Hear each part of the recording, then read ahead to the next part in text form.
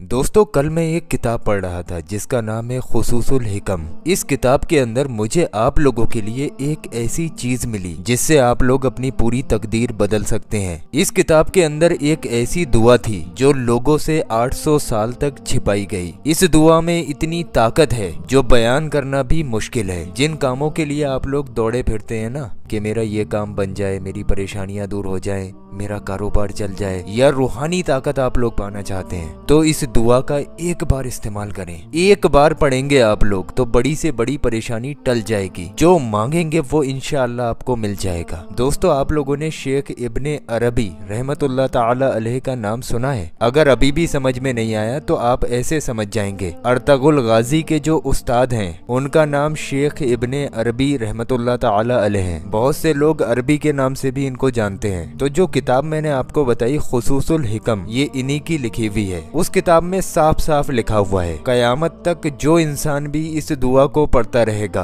वो जो अपने होठों से मांगेगा उसको वो चीज मिल जाएगी। लेकिन इसको पढ़ने का तरीका थोड़ा सा मुश्किल है। मुश्किल नहीं है, बस थोड़ा सा लंबा है। उसको आप लोग समझ लो तो इंशाअल्लाह आप लोग सारी चीज समझ जाओगे। लेकिन इसको समझने के लिए अर्तगुल गाजी रहमतुल्लाह ताला अलैह के बारे में थोड़ी सी बातें जानना जरूरी है जो आपके लिए बहुत इंपॉर्टेंट है। क्या आप जानते हैं अर्तगुल गाजी रहमतुल्लाह ताला अलैह के पास इतनी ताकत कहां से आई? हर चीज पर उन्होंने फतेह हासिल की। इसके पीछे राज क्या है? वो जिधर भी बढ़ते थे उनके काम बनते चले जाते थे। आखिर वो ऐसा क्या करते थे जिससे उनको हर चीज में कामयाबी मिलती थी? तो इस किताब के अंदर ये भी वाकया मौजूद है। हजरत शेख इब्ने अरबी रहमतुल्लाह ताला अलैह ने, जिनका पूरा नाम शेख मोइनुद्दीन इब्ने अरबी रहमतुल्लाह ताला अलैह है, इन्होंने हजरत अर्तगुल गाजी को एक ऐसा अमल बता रखा था जिसको करने से उन्हें गैबी ताकत मिलती थी। और उस किताब में अभी जैसा मैंने आप लोगों को बताया, ये भी लिखा हुआ है कि कयामत तक जो भी इस दुआ को पढ़ेगा उसके सारे काम बन जाएंगे इंशाअल्लाह तबारक व तआला। तो पहले आप वजीफा सुन लीजिए, अर्तगुल गाजी कौन सा वजीफा किया करते थे। उसके बाद में उस दुआ के बारे में जरूर जानकर जाना जो दुआ लोगों से 800 साल तक छिपाई गई, और क्यों छिपाई गई वो भी मैं आप लोगों को इसी वीडियो में बयान करूंगा। तो शेख मोइनुद्दीन इब्ने अरबी रहमतुल्लाह ताला अलैह ने एक मर्तबा अर्तगुल गाजी को अपने पास बुलाया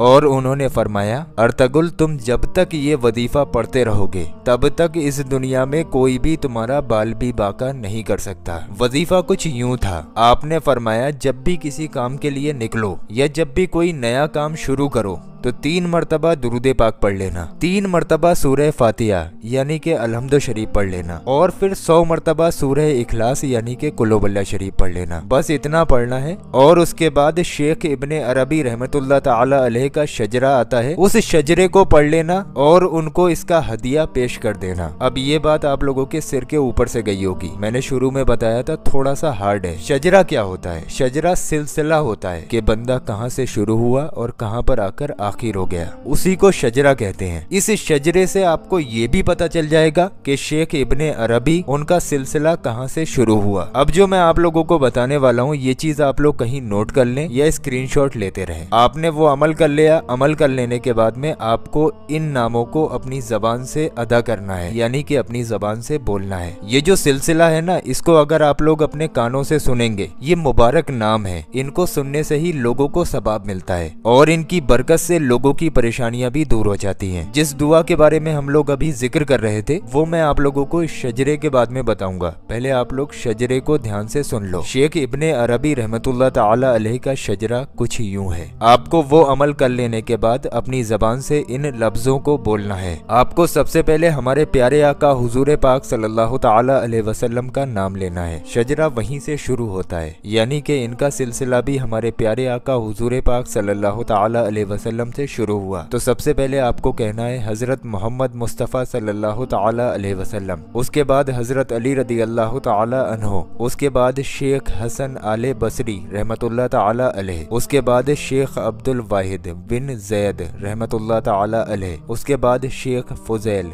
बिन अय्याज रहमतुल्लाह ताला अलैह, उसके बाद हजरत इब्राहीम बिन आदम रहमतुल्लाह ताला अलैह, उसके बाद शेख बिन इब्राहीम बालाकी रहमतुल्लाह ताला अलैह, उसके बाद हजरत अबू तुराब हसन बिन आले हसीन रहमतुल्लाह ताला अलैह, उसके बाद हजरत अबू उमैर रहमतुल्लाह ताला अलैह, और उसके बाद शेख जफ़ार कुताब रहमतुल्लाह ताला अलैह, और उसके बाद शेख अब्दुल्ला रहमतुल्लाह ताला अलैह, और उसके बाद शेख हसन रहमतुल्लाह ताला अलैह, फिर उसके बाद शेख अबू असहाब रहमतुल्लाह ताला अलैह, और फिर उसके बाद शेख महमूद रहमतुल्लाह ताला अलैह, उसके बाद शेख अबू उल हसन रहमतुल्लाह ताला अलैह, और उसके बाद शेख अबू उल फतेह रहमतुल्लाह ताला अलैह, और आखिर में शेख मोइनुद्दीन इब्ने उल अरबी रहमतुल्लाह ताला अलैह। ये 17 नाम है जो आपको अपनी जबान से बोलने हैं, और जो आपने पढ़ा है, जो वजीफा किया है, उसका सबाब इन लोगों की रूहों को हदिया करना है कि या अल्लाह ये जो मैंने पढ़ा है